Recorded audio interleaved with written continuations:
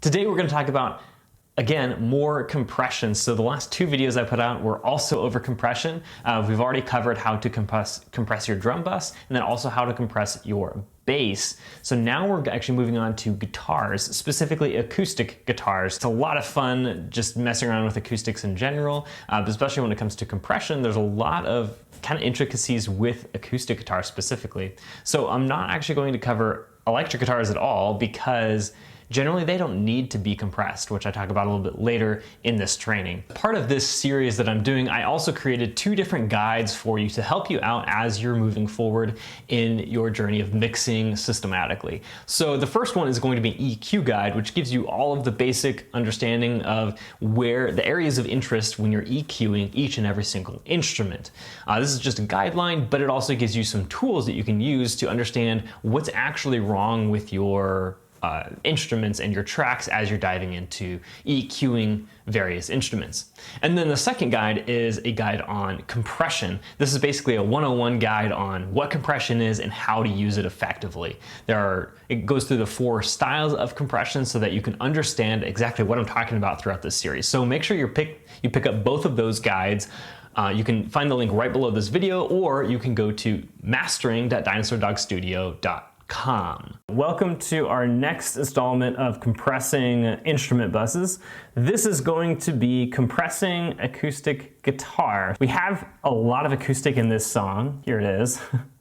And what I really want in this section is to just have some more consistency because there's a lot of stuff going on. Sometimes it's kind of peeking out, sometimes it's just kind of hidden away inside of the mix. And so really what I really want on the instrument bus itself is just some more consistency in the acoustic guitar. I don't want to be stealing its dynamics, and I don't really want to be emphasizing any more of the transients already there, because sometimes they're really strong, sometimes they're not. So again, I really just want some consistency. I want to be able to hear it all the time, but I don't want to really impact the sound at all. If you've picked up my compression guide, you should know that this is a great example of when we should be using normalizing type compression. It's not going to impact the transients or the tails individually, but it's really just going to even out the track overall. So that's our goal here. In order to do that, let's pull up our compressor. We're going to be using a faster attack and also a slower release. The thing about acoustic is because when you strum an acoustic, there's 6 different notes that are being played potentially. And what you don't want to do is have a really fast attack that is going to actually cut into that strum, because you want to be able to hear the strum totally and cleanly and not compress it too much. Again, we're trying to capture a little bit of it, but we're also not wanting to make the mistake of going too fast on an acoustic guitar because you don't really get the whole transient through before you start compressing. So just something to watch out for with the attack on acoustic specifically. But as this is a bus, there's a lot of stuff going on. It's probably not going to be too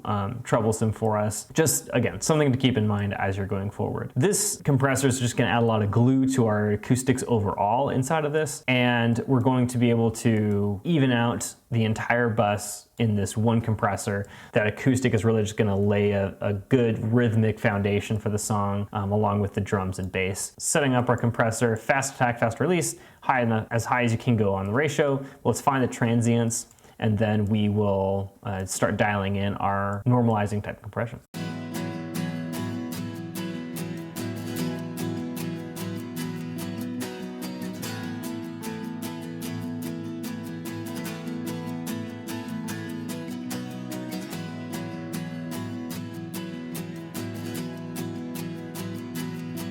Okay, perfect. Some nice bounce back on our needle, returning back to 0. We're just capturing the transients right now, not any of the valleys in between. Let's start adjusting our attack. Again, we want a relatively fast attack, but not crunch the life out of our acoustic.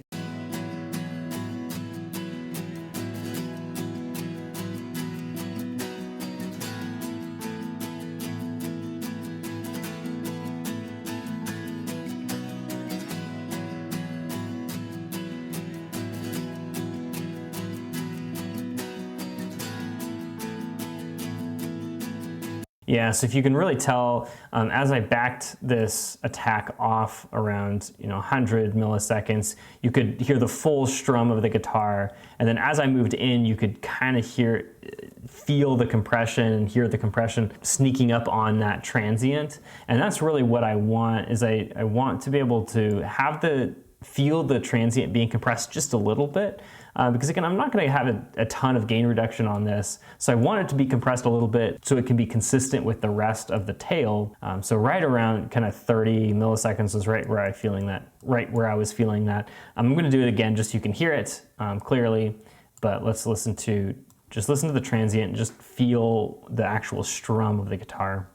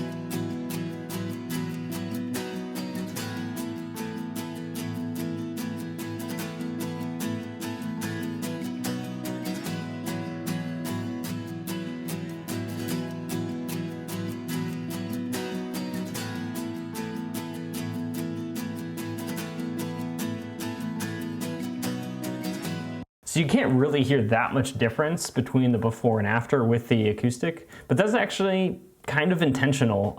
We don't want to hear any sort of tonal or dramatic dynamic difference between before and after on this compression. So let's listen to the guitar in context and see if we kind of fixed any of that poking out issue that we were encountering. We might have to do another compressor in serial, the same exact style, probably the same exact settings almost, just to capture more of that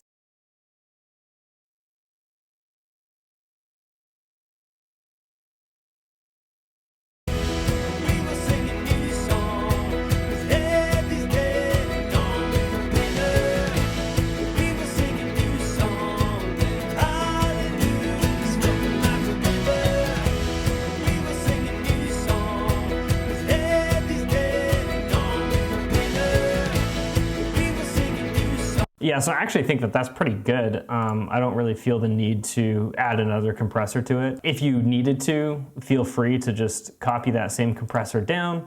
You'll probably have to move the threshold down a little bit because you've already compressed it. It's already a little bit quieter in terms of where those transients are living. So you may need to do that, but not for this song, not necessary. I don't want to over compress this by any means. And I may end up doing a little bit more compression on the individual tracks. We'll see when we get there. It's allowing all of the acoustics to kind of blend a little bit, gel together, but also provides a lot more consistency across the board. That is compression for our acoustic bus. So the next video, we're going to be going over compression for our vocals. So this is going to be a critical factor in your song sounding as good as it can, is making sure you get your vocal compression correct. Vocals are obviously one of the most important elements of your mix, and also the better we do with compression, just the easier our song is going to gel together. So look out for that video next.